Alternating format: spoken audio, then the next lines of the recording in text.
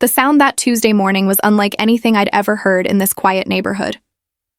First, the confident rumble of an engine that thought it owned the world. Then the familiar crunch, my poor petunias meeting their end yet again. But this time, something new followed.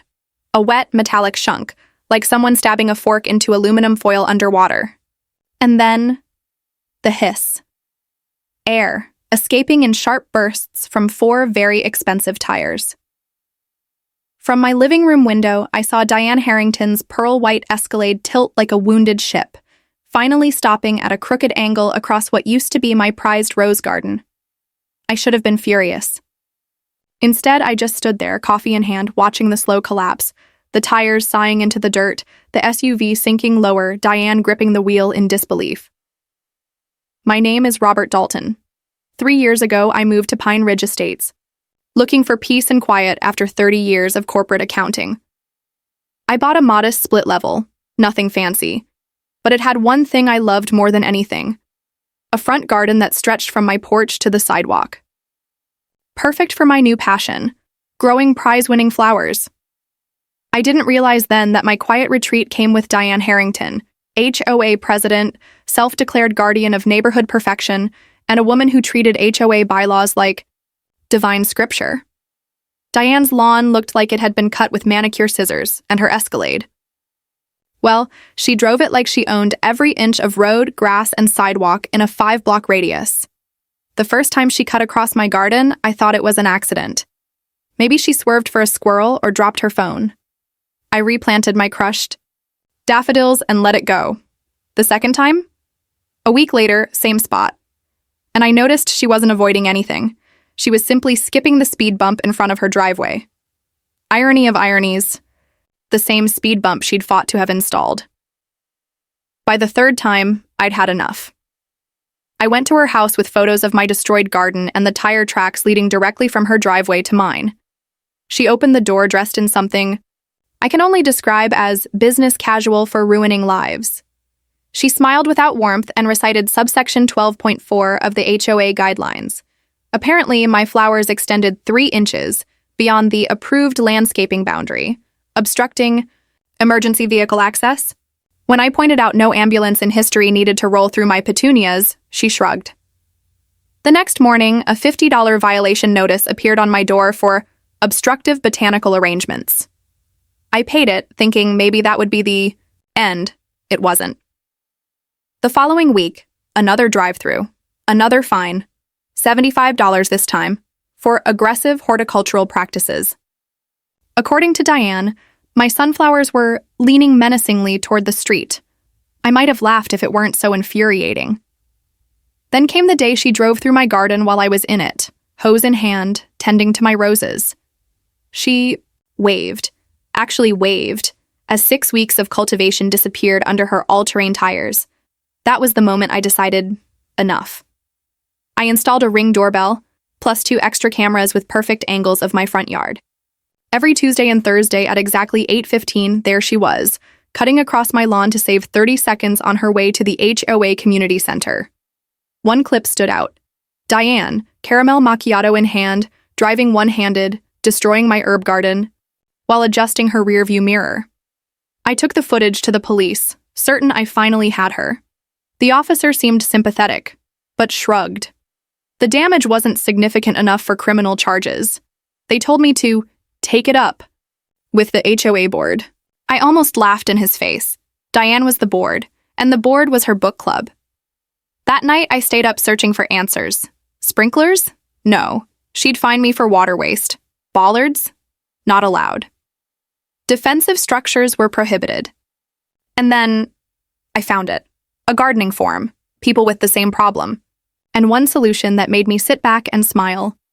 Heavy-duty tire deflation devices disguised as decorative garden art, legal to own, pretty to look at, deadly to tires. Large metal flowers, each petal hiding sharp spikes, strong enough to hold 300 pounds if stepped on, but roll over them at an angle? Instant puncture. I ordered 6. Overnight shipping. $300 well spent. When they arrived, I admired their craftsmanship. Oversized sunflowers 8 inches across, petals gleaming in the light. I placed them exactly where Diane's tires would travel, covering them with just enough mulch to vanish into the earth. My garden looked unchanged. But now it had teeth. Tuesday. Morning came. I was by the window, coffee steaming, phone recording. She turned into my garden, casual as always, phone in one hand, wheel in the other. Pop. Front left. Pop. Front right. A second later, both back tires went. 4 champagne bottles opening in celebration. The Escalade shuddered to a stop, slumped sideways like a drunk at last call. From my window, I watched Diane's face cycle through the 5 stages of grief. In 10 seconds. Denial, anger, bargaining, depression, acceptance. She got out, phone in hand, surveying the damage. Then Gary Novak's tow truck rolled up. Gary, who Diane had fined countless times for leaving his recycling bins out too long. His grin could have lit the street as he quoted her. Replacing all 4? About $1,200, plus the tow fee. But the day wasn't over. A police cruiser arrived. For a heartbeat, I worried Diane had somehow flipped the script, made me the villain. But the officer walked past me and straight to her. Turns out, when I'd given the police my footage, they'd reviewed it thoroughly, and saw more than I had. Diane hadn't just been driving through my garden. She'd been cutting across other lawns. The Wilsons, the Patel's rock, garden, even clipping Mr. Baker's vegetable plot. That wasn't a misunderstanding. That was a pattern. The officer wrote her 3 criminal trespass citations on the spot. And just like that, Diane's reign began to crack. 2 days later, the emergency HOA meeting was packed. Word had spread, neighbors ready for blood. During public comments, one after another stood and told their stories. Unfair fines, petty punishments, rules twisted for revenge. Then the bomb dropped. The treasurer revealed thousands in HOA funds spent on executive development seminars that were actually spa weekends in Scottsdale. The vote to remove her was unanimous. Even her loyal book club turned against her. The district attorney opened an investigation. Charges, court dates, headlines. The last time I saw her, she was loading boxes into a rental car, Escalade still in the shop. She glared as I watered my thriving, car-free garden. I waved, then went back to my roses. 6 months later, she stood before a judge in a plain gray suit, crying as she was sentenced to 2 years for embezzling $8,700. They led her away in handcuffs, her polished image finally stripped bare. And me? I just kept tending my flowers. Because sometimes, dignity is the quiet satisfaction of watching your roses bloom, while the person who trampled them learns what it's like to be stepped on. The following week, the sound of tires crunching over my front yard came again, and I froze mid-sip of my morning coffee. It wasn't surprise anymore. It was resignation. Like a man who's learned the exact time the train passes his window, every day and knows it's never late. I walked outside, not even bothering to grab shoes, and there she was, Diane Harrington, Queen of Pine Ridge Estates, gliding her Escalade diagonally across my lawn like it was a red carpet rolled out. Just for her. She didn't even glance my way. Didn't even slow down. The only acknowledgement I got was the faint scent of her perfume wafting out the window as she rolled over my irises. Later that day, I found another violation notice taped to my door. This one was for $75. The offense? Aggressive, horticultural practices. I stood there in my doorway, holding the paper, actually saying the words out loud like I'd misread them. Aggressive horticultural practices. My crime, according to Diane, was that my sunflowers were leaning menacingly toward the street. I wanted to laugh. I wanted to scream. Instead, I paid it. Not because I was guilty, but because I knew her well enough by now to understand that ignoring her only made her more creative. But the game had changed. The third week, she didn't even wait for me to be inside. I was in the garden that morning, watering my roses, when the familiar rumble grew louder. At first, I thought surely she wouldn't, not with me standing right there. But she did. She turned into my yard, the front tire missing my foot by maybe 18 inches, and drove straight through my freshly mulched beds. 6 weeks of care, shredded in less than 10 seconds. And the worst part?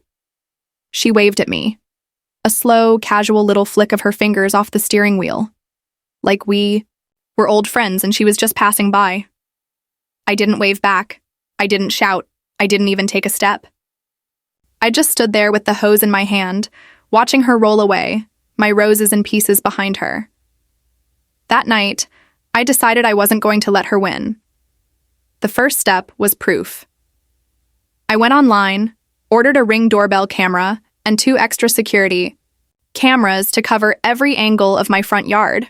I mounted them discreetly, one near the porch, one in the oak tree by the driveway. The footage came fast. Every Tuesday and Thursday, 8:15 a.m. on the dot, Diane would cut through my lawn. It was clockwork. She didn't hesitate, didn't slow down. Just a smooth diagonal arc from her driveway to the street beyond mine, skipping the speed bump entirely. One video stuck with me. She was sipping what looked like a caramel macchiato, phone in her other hand, adjusting her rearview mirror as she drove over my herb garden. It was the kind of casual destruction that told you this wasn't about necessity. It was about entitlement. With the videos in hand, I went to the police station, confident this would finally end it. The officer behind the desk watched the clips with a grim sort of sympathy. When they were done, he sighed and told me what I hadn't wanted to hear. The property damage, he said, wasn't significant enough for criminal charges. Plants, even expensive ones, rarely met the threshold for criminal mischief. Technically, Diane could even claim she was confused about where the property lines were. His advice: take it up with the HOA board. I laughed. Actually laughed. The board was Diane, and the board members were her friends. Women from her book club, people she'd plucked for loyalty, not competence. Asking them to punish her would be like asking a fox to investigate a missing chicken.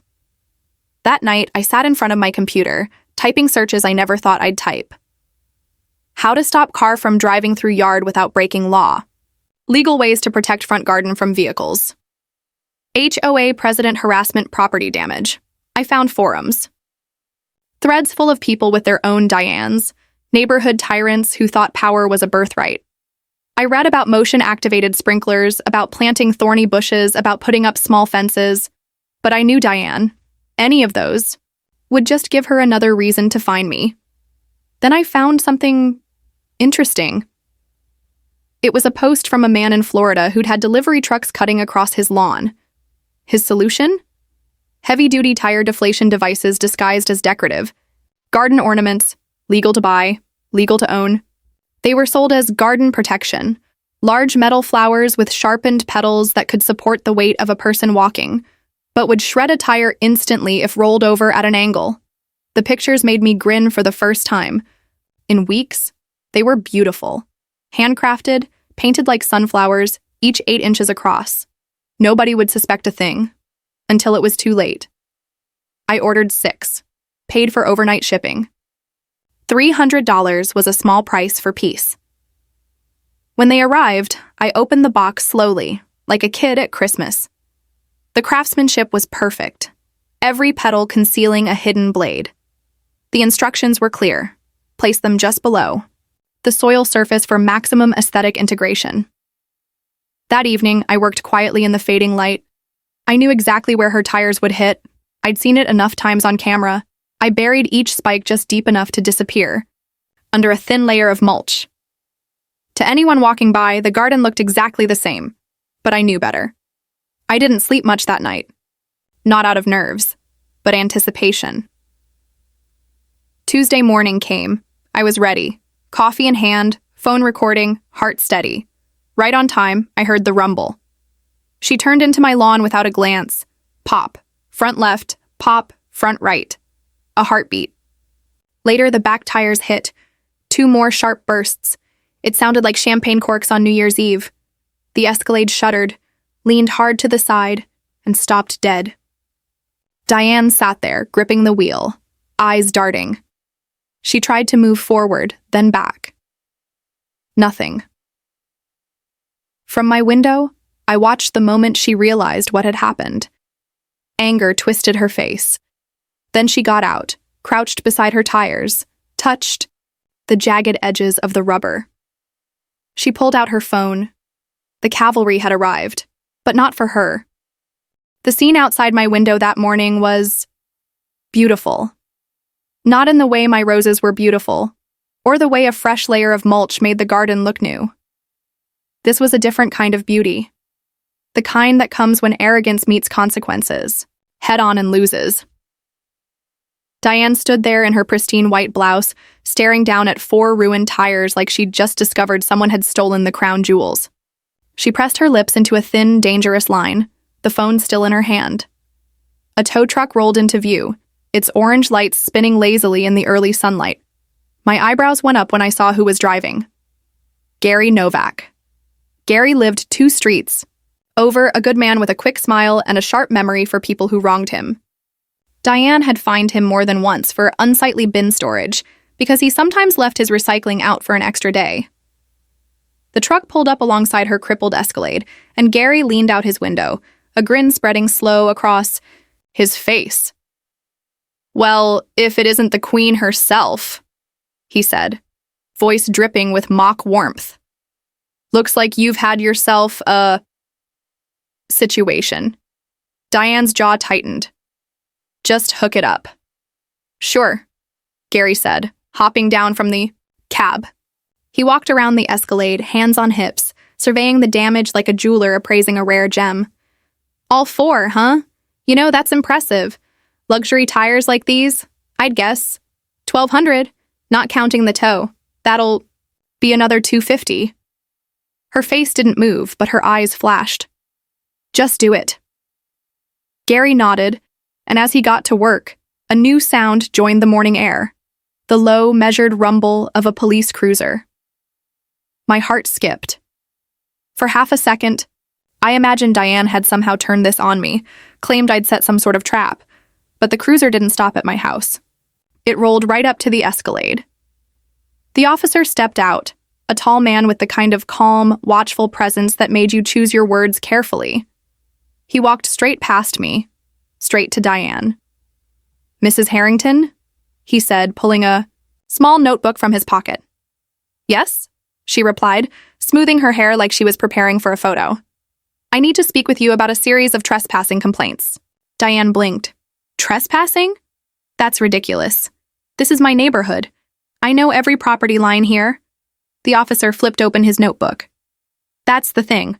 We reviewed some security footage submitted last week by Mr. Dalton here, and found something you may not be aware of." I leaned against the window frame, coffee warm in my hand, letting the words sink in. I hadn't known what else the footage had caught. Apparently, the police had. "You haven't just been driving across Mr. Dalton's garden?" the officer continued. "You've been crossing several other properties, the Wilsons' front lawn, the Patel's decorative rock garden, even clipping the corner of Mr. Baker's vegetable plot." A flicker of something, maybe genuine surprise, crossed Diane's face. "That's absurd.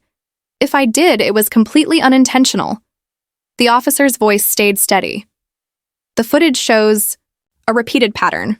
Every Tuesday and Thursday, same time, same route. That's not an accident, Mrs. Harrington. That's criminal trespass."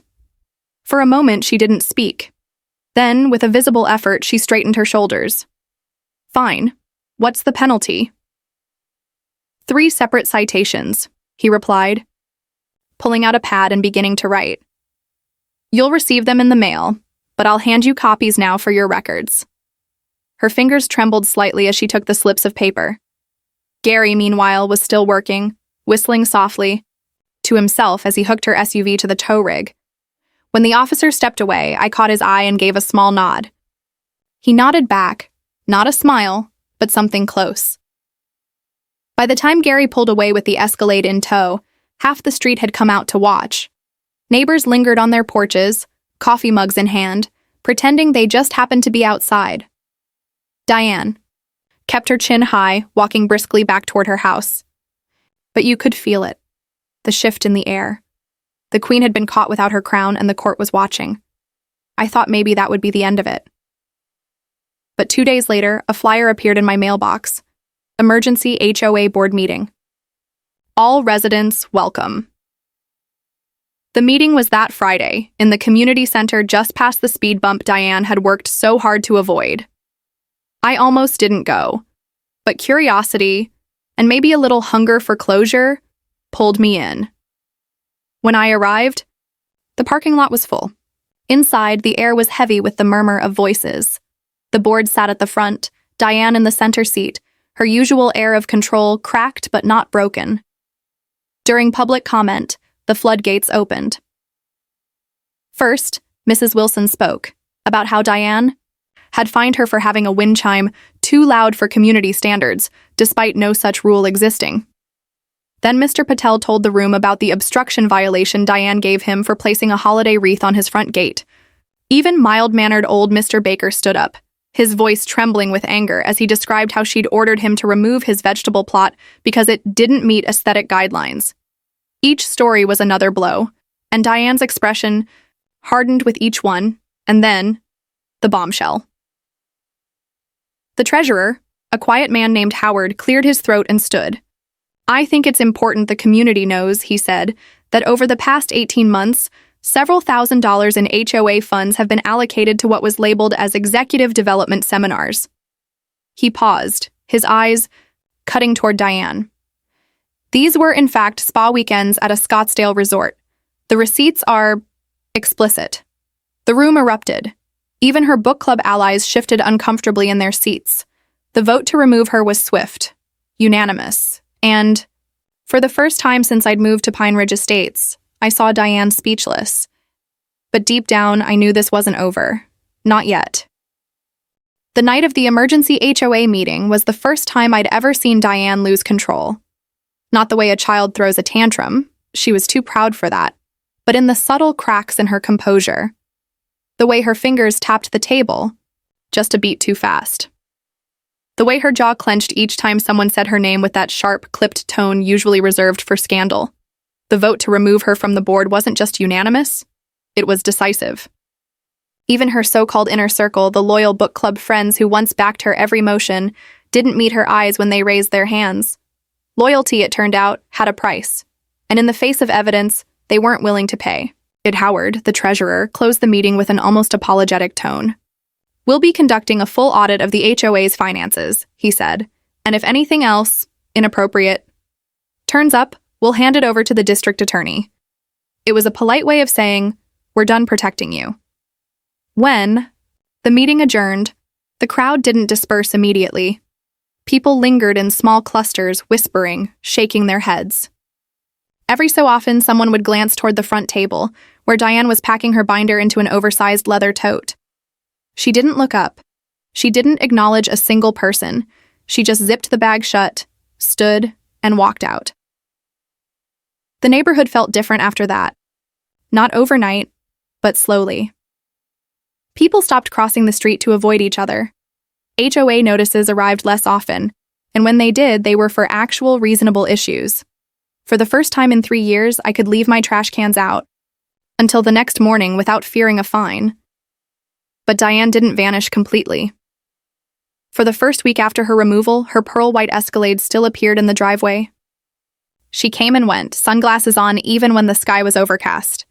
But she no longer drove through my garden. She didn't even look in my direction. Then one morning, a different car was in her driveway, a plain black sedan with tinted windows. 2 men in suits got out, knocked on her door, and stayed inside for nearly an hour. Later, I'd learned they were from the DA's office. Howard's audit had uncovered more than spa weekends. There were conference retreats at high-end hotels, office supply purchases that somehow included designer handbags, and maintenance expenses paid to contractors no one could identify. When the official charges came down, they were worse than anyone expected. Felony embezzlement. $8,700 siphoned from HOA funds for personal use. The news hit Pine Ridge Estates like a thunderclap. For weeks, it was all anyone talked about. At the mailbox, in the grocery store, at the little coffee shop by the freeway, people whispered about Diane's downfall like it was some long-running drama that had finally reached its season finale. I saw her less after that. She stopped attending public events, stopped walking her perfectly groomed Pomeranian down the block. Occasionally, I'd spot her at odd hours. slipping out early in the morning or coming home after dark, always alone. Then, one afternoon, I looked out my window and saw her standing in her driveway, phone pressed to her ear, one hand resting on the Escalade's hood. Even from that distance, I could tell she was upset. She paced, stopped, paced again. Eventually, she went inside without so much as opening the car door. A week later, the Escalade was gone. Gary told me later it was still sitting at the repair shop, tires replaced but unpaid for. The bill, he said with a smirk, had been forwarded to her attorney. The trial took 6 months.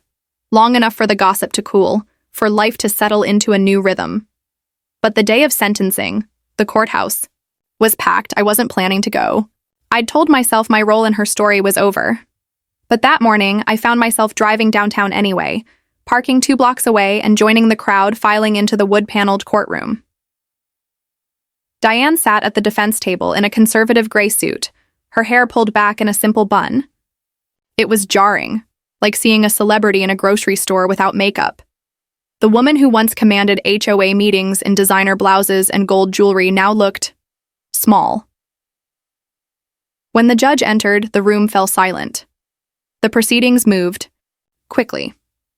Her attorney spoke about her years of dedicated service to the community, about how the embezzled funds had been repaid.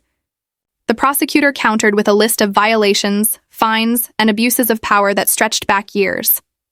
The judge's voice was steady as he delivered the sentence: 2 years in state prison.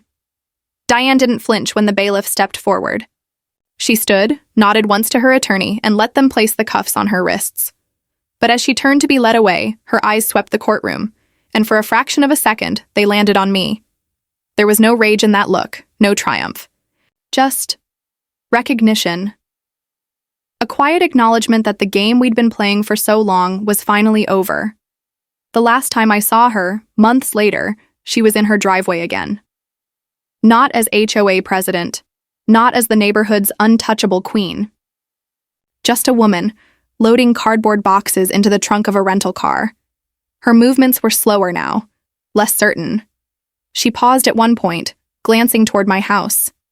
I was on the porch, watering the roses that had grown back fuller than ever. Raised my hand in a small, casual wave. For a moment, I thought she might ignore it, but she didn't.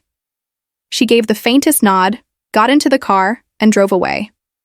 And just like that, Diane Harrington was gone from Pine Ridge Estates. These days, the garden is everything I hoped it would be when I moved here. The roses bloom without tire tracks cutting through them. The air smells of fresh soil and lavender. I've even started entering local competitions again. People sometimes ask if it was worth it. The cameras, the spikes, the months of quiet tension. I tell them the truth. It wasn't about winning. It was about keeping something beautiful safe from someone who didn't care if she destroyed it. And that, I think, is the difference between people like me and people like Diane Harrington. The days after Diane's departure felt unnervingly quiet. Not the kind of quiet you get on a Sunday morning when the sun filters through the blinds and the only sound is the hum of the coffee maker. This was the kind of quiet that follows a storm. That strange, heavy stillness where you half expect the thunder to roll back in at any moment. For years, her presence had been woven into the fabric of Pine Ridge Estates. You didn't have to see her to feel her. Every fine slipped into a mailbox, every suspicious glance at a lawn ornament, every whispered warning between neighbors. Careful, Diane's watching. Now, there were no more notes on doors, no sudden violations for wind chimes or holiday lights. The HOA newsletters stopped arriving with passive-aggressive reminders about community standards. It was this peaceful. And for a while, I didn't quite know what to do with that. The first Saturday after she left, I woke up early, out of habit. I'd gotten used to checking the yard before my coffee.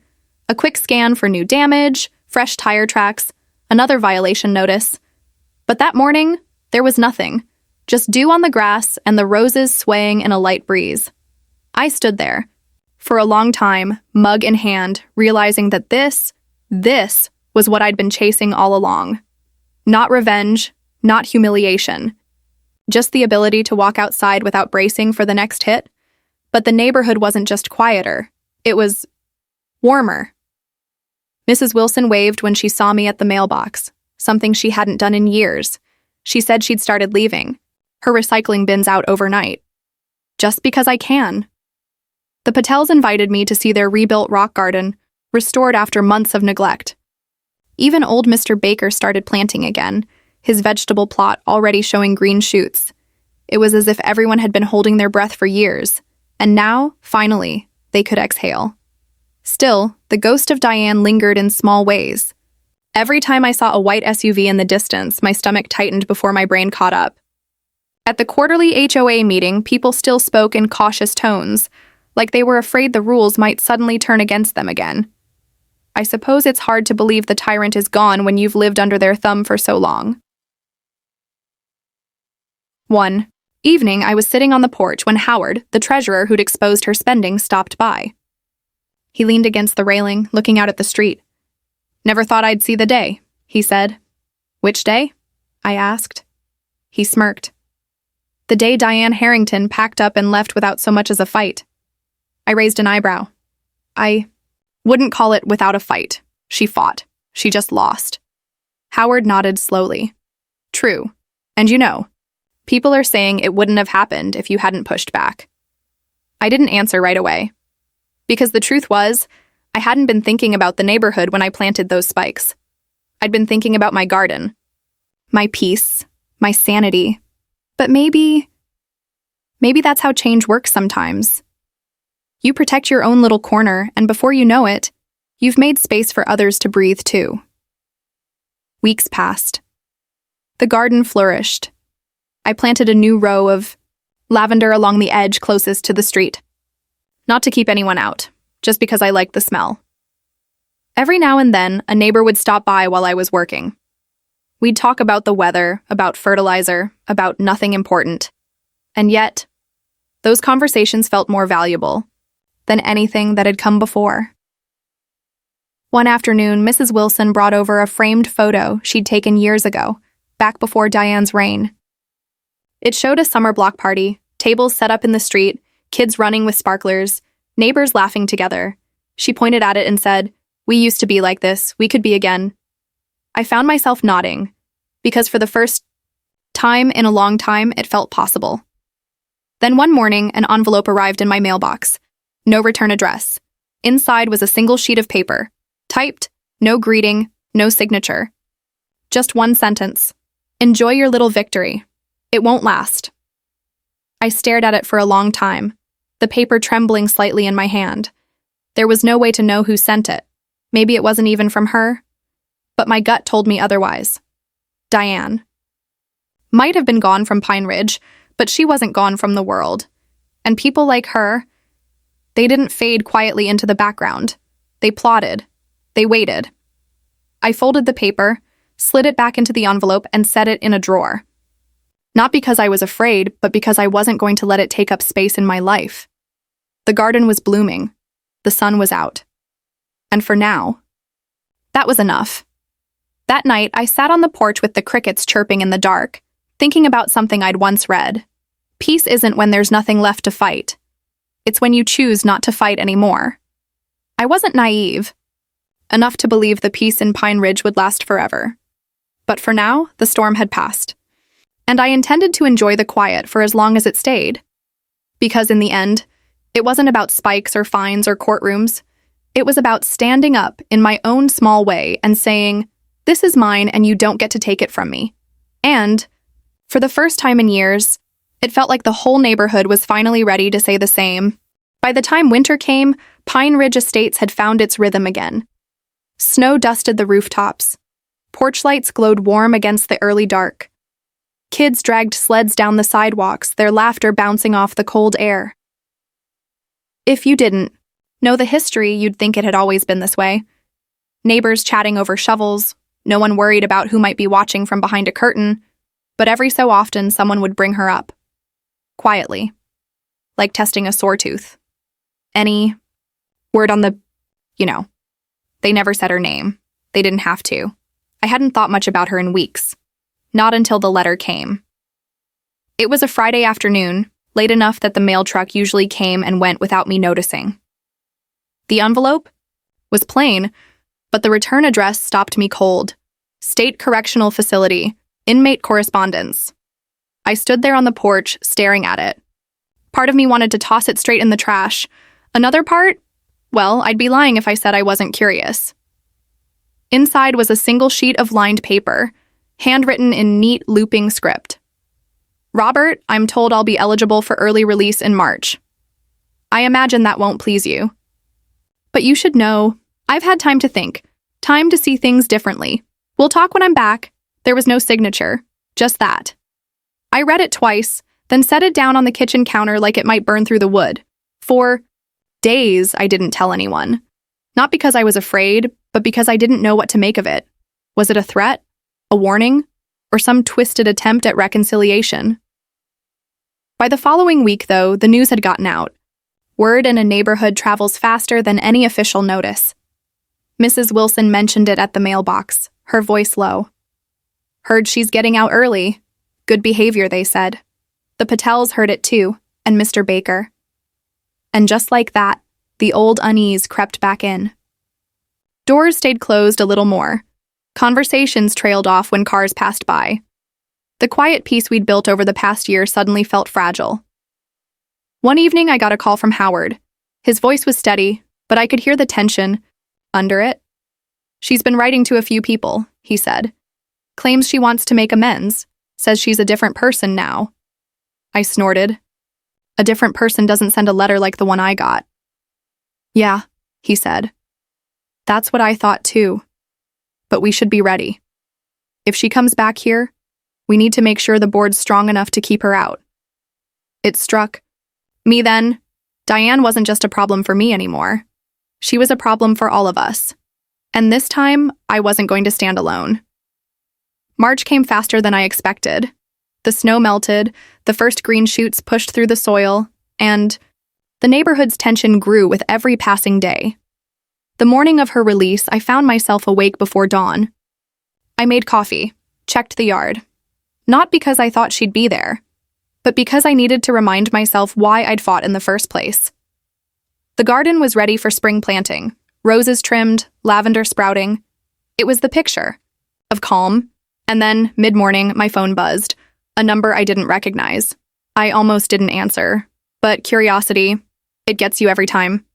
Robert. Her voice was lower than I remembered. Rougher. I didn't say anything. I won't pretend we're friends, she continued. But I thought you should know. I'm not coming back to Pine Ridge. That caught me off guard. Why tell me? Because, whether you like it or not, she said, you're the reason I'm not dead in here. I frowned. That doesn't make sense. You forced me to stop, she said simply. You forced me to face people who wouldn't look away anymore. It's not something I appreciated at the time. There was a long pause. Then she said, enjoy your garden, Dalton. And the line went dead. For the rest of the day, I kept replaying the conversation in my head. It wasn't an apology, not exactly, but it wasn't a threat either. It was something else. When I told Howard about it, he let out a slow breath. Maybe she really is leaving for good. But let's not take down the defenses just yet. I agreed. We'd learned our lesson. Peace was worth protecting, even if it meant being ready for the storm to roll in again. That night, I sat out on the porch, looking at the roses silhouetted against the fading light. The air smelled faintly of earth and rain, the promise of new blooms just days away. And I realized, whatever Diane's return might have meant, it didn't matter anymore. The neighborhood had changed. We had changed. She could never rule here again, not because we'd keep her out, but because we'd stopped being the kind of place that let someone like her take root in the first place. Sometimes, victory doesn't feel like a single, final moment. It's the slow, steady realization that the fear you lived with for so long is gone, and it's never coming back. Spring came in slow and soft that year, the kind of spring where you can feel the warmth building in the ground, even before the flowers start to show. I spent my mornings the same way I had for years. Coffee on the porch, watching the light creep across the lawn. But now, the view was different. Not just because the roses had grown thicker, or the lavender had finally taken root along the street. It was the way the neighborhood moved. People waved more. Kids played without parents scanning the sidewalks for the Queen's SUV. Conversations lasted longer than the weather report. For the first time since I moved here, Pine Ridge felt alive. But peace has a strange side effect. It makes you start asking bigger questions. I'd spent so long defending my garden, my little patch of beauty, that I hadn't thought much about what came after. Howard said something to me one evening that stuck. We were standing in front of the community center after a board meeting, one that for once hadn't turned into a petty argument about mailbox colors. You know, he said, what you did wasn't just about the garden. You gave people permission to stand up. That's why Diane didn't come back.